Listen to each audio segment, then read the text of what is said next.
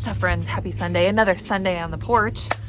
Joined by my kitten who was here, but he's not here anymore. He might be over there, but you can't see him. But I want to talk about something that I saw on a social media post recently about being a professional speaker and the nervousness that comes and the things that people were talking about, how to alleviate a lot of stress and anxiety when it comes to actually delivering your talk. And nobody said this one thing.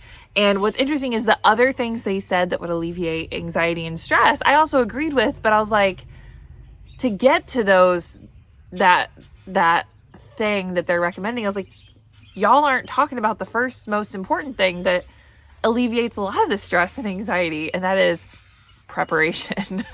Nobody talked about it. Like, literally nobody said practice, prepare, organize your thoughts, or nobody mentioned that. And I was like, but that is the way you alleviate anxiety and stress, is having confidence in your message and your content.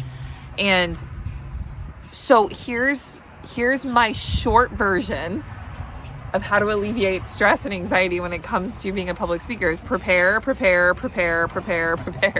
And that can look like practicing. That can look like leaning into, slide development or whatever. The day of, or day before preparation is just going to lead to a lot of stress and worry that is unnecessary to have in the day. So you know what you're going to feel when you're prepared?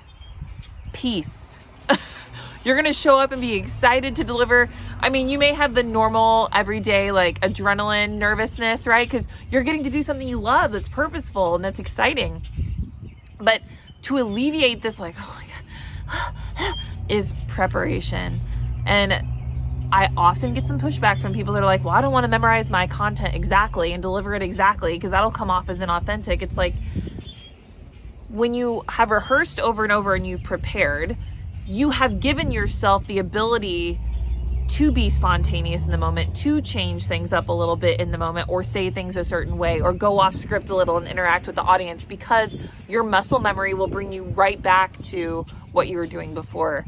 That is another reason that preparation is so great, because there are moments when it feels right to engage with the audience or go off script or things like that. And your mindset, your body, again, muscle memory will bring you back to, okay, here's where I left off. Let's continue on with the content. So give yourself a little bit of grace in that. So it was just kind of shocking to me that wasn't the thing that they talked about. And this was a huge thread. People were talking about get a good night's sleep, which I agree with, right? But how do you get a good night's sleep if you're not prepared?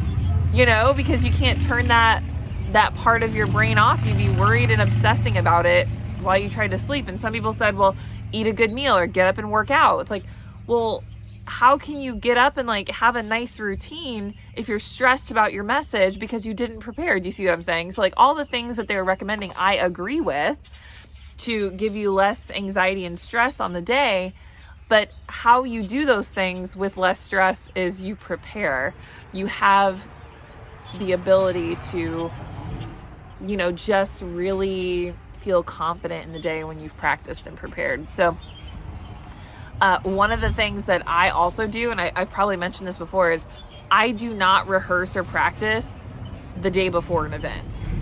I do it for weeks leading up to the event, days leading up to the event, but I don't do it the day before, because if I do it the day before, this has happened to me many times, I start to get in my head about the content and I'm like, this isn't good enough, or I'm going to change this or do this. And that's wild to me. Something else that I also won't do is I won't listen to podcasts or listen to any personal or professional development the day before, because I will start to hear things. Maybe I'll hear certain buzzwords that are in my talk, or I'll hear things and be like, oh, I want to add that in, or I want to change that, or I want to say some version of that, or, oh my gosh, they said that. I want to, you know what I mean? It's just, I get all kinds of in my head. So you have to find the process that works for you and lean into that. But again, I just wanted to say a great way to alleviate stress and worry is preparation.